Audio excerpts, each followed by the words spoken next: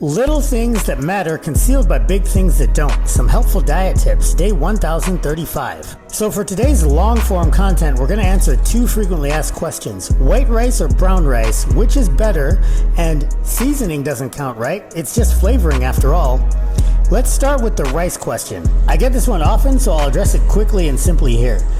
First off, I urge you to reframe your thinking from best, worst, good for you, bad for you, and think of things instead as better use cases for a given desired outcome.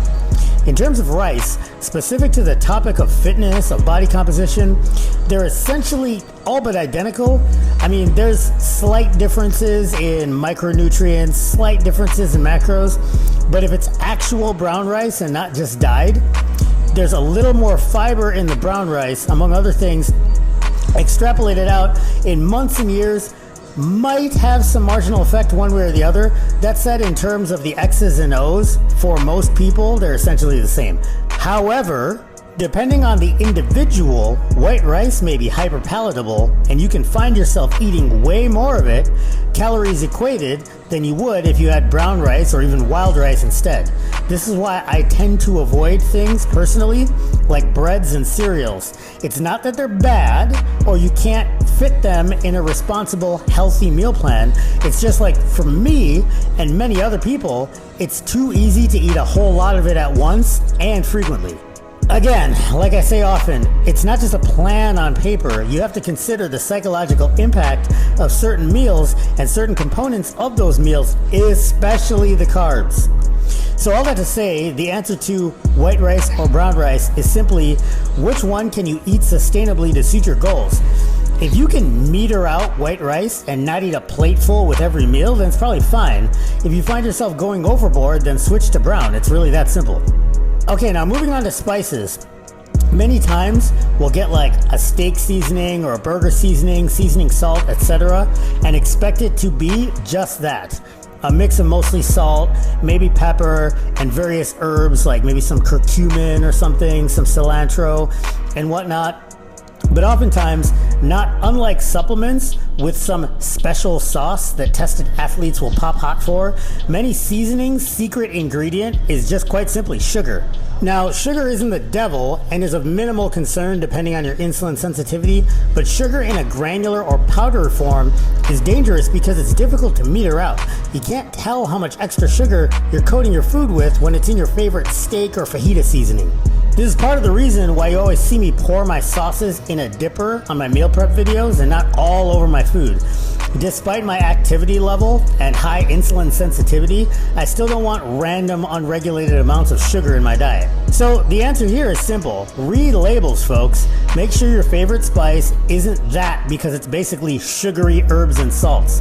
It might be why you can't drop those last few pounds, or why when you eat X food at Y restaurant, you get all bloated and puffy and weigh like 5 to 7 pounds heavier the next day, even though calories equated, it's the exact same thing as what you would make at your house.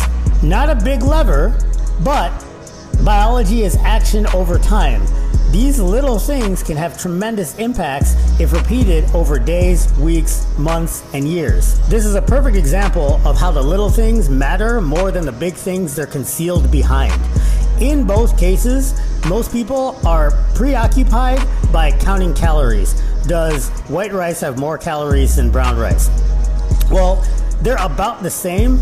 In some instances, the brown rice might even have more calories, but the little thing, the palatability of the rice for the individual is really what's going to make or break which one of those two is better or worse for you. And then it's the flip side for the spices. Most people think when it comes to seasonings, you can just apply them liberally and not worry about it, or if there's any added concern, it's the additional sodium that you're adding to your diet because a lot of seasonings have a salt base. But in actuality, if you look at the labels of some of your favorite seasonings, most of them have, at a very minimum, sugar, dextrose, maltodextrin, a bunch of other things, and a non-zero amount, so that as you cake them onto your food, whether you're grilling or just adding them to your food after the fact, the total aggregate impact of those seasonings on your diet day after day, month after month, year after year can be tremendous. So be mindful with what you do, folks. Be mindful with your training, be mindful with your diet, and take some time to think about what really matters to you long term and how the little things that you're doing might impact that. And they're not always gonna jump out at you and present themselves. Sometimes you gotta dig a little bit.